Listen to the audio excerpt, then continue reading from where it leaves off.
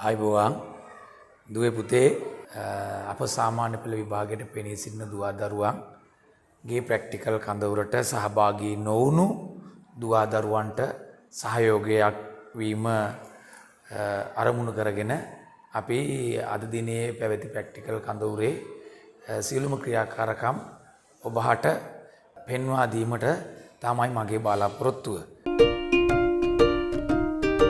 Carbohydrate පරීක්ෂාව වන පිෂ්ඨ පරීක්ෂාව.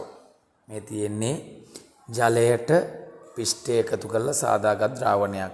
අපි දන්නවා පිෂ්ඨය කියන පොලිසැකරයිඩය ජලයේදී වෙන්නේ නැහැ. මේ තියෙන්නේ පිෂ්ඨය ටික ජලයේ අවලම්බණය වෙලා තියෙන්නේ. දිය වෙන්නේ නැහැ. නමුත් පාම් පිටි ටිකක් අරගෙන ජලයේ දිය කරලා සාදාගත් මේ පිෂ්ඨ ද්‍රාවණයක් මේ තියෙන්නේ. හරි. මේ පිෂ්ඨ ද්‍රාවණේ අපි කොටසක් අරගෙන පරීක්ෂණ නලයකට කොටසක් අරගෙන ඔයාලට පේනවා මේ පිෂ්ඨ ද්‍රාවණය. පිෂ්ඨය අඳුනා ගන්න අපි විද්‍යාගාරේ භාවිතා කරන්නේ අයඩින්. මෙන්න අයඩින් වල වර්ණය. ඔයාලට පේනවා අයඩින් වල වර්ණය කහදුඹුරු වර්ණයක් තියෙන මේ. කහදුඹුරු වර්ණය. මේ අයඩින් වල වර්ණය. අපි ඒකෙන් ඉතා සුළු ප්‍රමාණ වලින් ඇතුළත් කරගන්න අපි අයඩින් ඇතුළත් මෙන්න මේ පොඩි උපකරණයට කියනවා බින්දු හලනය. අපි කියන්නේ ඩ්‍රොපර් එක කියලා. එමනම් බින්දු හලනය. මම මේ බින්දු හලනයෙන් අයඩින් බින්දුවක් මේකට එකතු කරලා බලනවා. අයඩින් වල වර්ණය කහදුඹුරු පාටයි. අපි පිෂ්ඨ ද්‍රාවණයට එකතු කරන් පස්සේ ලැබෙන වර්ණය බලමු. අපිට පේනවා පැහැදිලිවම තද දම් පාටක්. තද දම් පැහැති වර්ණයක් ගෙන දෙන්න. තද දම් පැහැති වර්ණයක් ගෙන දෙනවා නම් අපි කියන එකේ පිෂ්ඨය අඩංගුයි. පිෂ්ඨය අඩංගු නම් ඒ කාබෝහයිඩ්‍රේටමය ආහාරය. ඒ කාබෝහයිඩ්‍රේටමය ආහාරය. මේ තියෙන ග්ලූකෝස් ද්‍රාවණය. මේ පිෂ්ඨ ද්‍රාවණය. ග්ලූකෝස් ද්‍රාවණය අවර්ණයි සම්පූර්ණයෙන්ම ග්ලූකෝස් දිය වෙලා තියෙනවා. මම මේ ග්ලූකෝස් ද්‍රාවණයෙන් කොටසක් ගන්නවා. ග්ලූකෝස් ද්‍රාවණයෙන් කොටසක් අරගෙන මොන සැකරයිඩ් මේ ආහාරයක් හඳුනා ගන්න අපි ගන්නේ බෙනඩික්. බෙනඩික් වල වර්ණය නිල් පාටයි. නිල් පැහැයට උරු වර්ණයක් තියෙනවා. අපි බෙනඩික් ස්වල්පයක් අරගෙන ආහාරයට එක් කරගත්තන් පස්සේ වෙන වර්ණ විපර්යාසයක් වෙනවද? එහෙමත් නැත්නම් කොහොමද ඒ වර්ණ විපර්යාසය කියලා බලමු. මේ තියෙන්නේ මගේ දකුණු අතේ තියෙන බෙනඩික් ද්‍රාවණය, වම් අතේ තියෙන ග්ලූකෝස් ද්‍රාවණය. මම මේ සුළු ප්‍රමාණයක් මේකට එකතු කර ගන්නවා. දැන් අපිට පැහැදිලිවම මේ වර්ණ ද්‍රාවණය පේනවා. මේ ද්‍රාවණයේ ග්ලූකෝස් ඇත්නම් මේක රත් කරනකොට වර්ණ ශ්‍රේණියක් ලබා දෙනවා. අපි මේ වර්ණ ශ්‍රේණිය බලමු. අවසානයේ ගඩොල් රතු පැහැ අවක්ෂේපයක් ගෙන දෙනවා නම් ආහාරේ ග්ලූකෝස් තියෙනවා. එහෙනම් ඒක කාබෝහයිඩ්‍රේටමය ආහාරයක්. අපි දැන් බලමු රත් කරනකොට මේකේ වර්ණ විපර්යාසය කොහොමද සිද්ධ වෙන්නේ කියලා.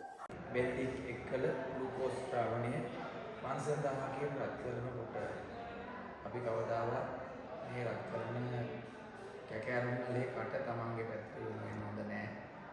ඒ වගේම ඒකාකාරවම රත් කරන්න ගත්තොත් නලේ පුපුරන්න පුළුවන්. ළඟදී මදක් සොරෝමි රත් කරන්න ගන්නවා. අපි දියවැඩිය පරීක්ෂාව සිදු කිරීමේදී මුත්‍රා සාම්පලයේ සීනි ඇති බව පරීක්ෂා කරන්නත් මේ ආකාරයෙන් ප්‍රැක්ටිකල් එක තමයි සිද්ධ කරන්නේ. අපිට පේනවා නිල් පාට තිබිච්ච එක ක්‍රමයෙන් කොළ පාට හැරිලා කහ පැහැයට හැරිලා අවසානෙට අන්න මේ අවසානයේ අපිට පැහැදිලිව පේනවා අපිට පේනවා ඇති ගඩොල් රතු පැහැති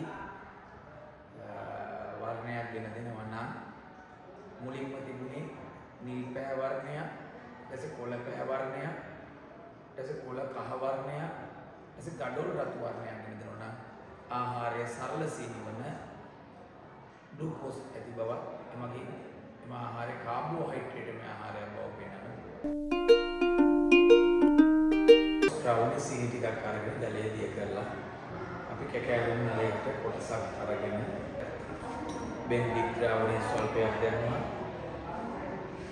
වර්ණ විපර්යාසය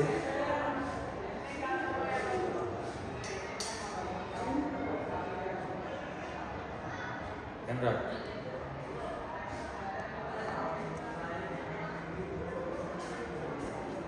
මේ ආකාරයට රස කරනවා. අපි කොපමණ වේලාවක් ඉඳලා කරත් මේ වර්ණයම තමයි තියෙන්නේ. අපි ඉඳලා කරාට මේ වර්ණයම තමයි තියෙන්නේ.